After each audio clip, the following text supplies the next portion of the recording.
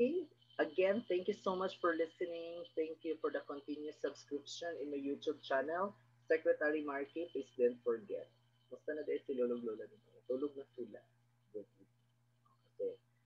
At the same time I'm doing this video, I have also here a live in Facebook. So sa gusto magpa-shout out, shout out. So our topic is about chapter 4, evaluating a curriculum, no?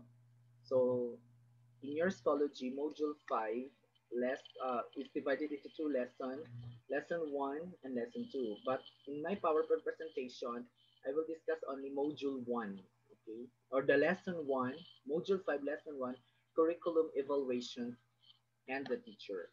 So the overview of our module is that first is the context and definition.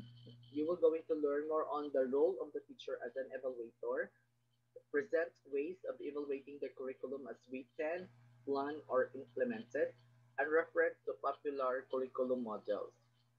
Please take note that it's a component of curriculum development and look into educational reforms or innovation and establish the merits or worth of the curriculum. Now, again, here is statements from McNeil, one of the well-known curricularists. If I want you to answer this in your own explanation.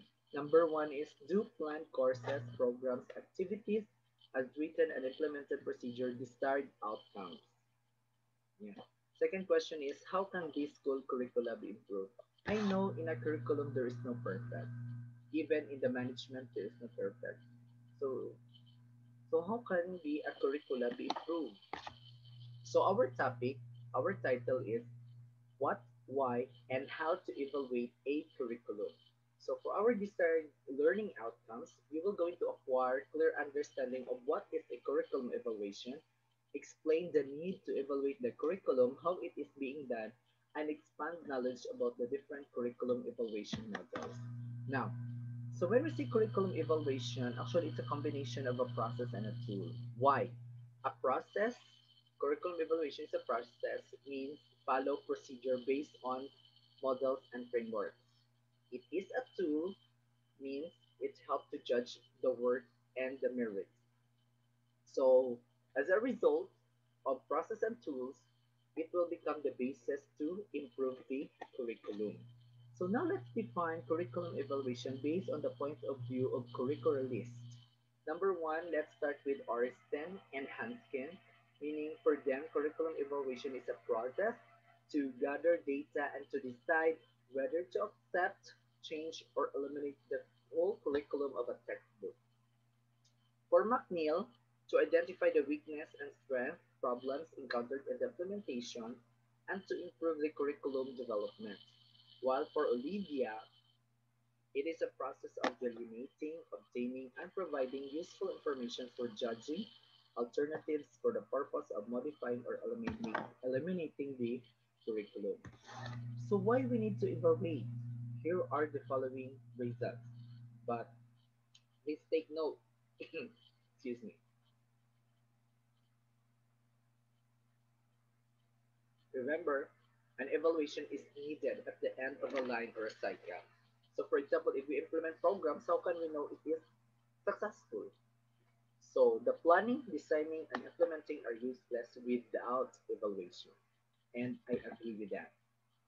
So here are the reasons why we need curriculum evaluation. First is it needs assessment, meaning it will identify the strength and weaknesses, which will be the basis of intended plan, design, and implementation, right? Second, aside from need assessment, is for monitoring. At the middle of the curriculum development, it can tell if the designed or implemented curriculum can produce or is producing the desired results. Third, terminal assessment.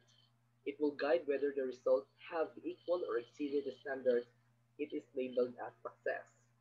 And four, it will be our basis for decision making, meaning it will provide information necessary for teachers, school managers, curriculum specialists for policy recommendations that will enhance or achieve learning outcomes. The charter of flow.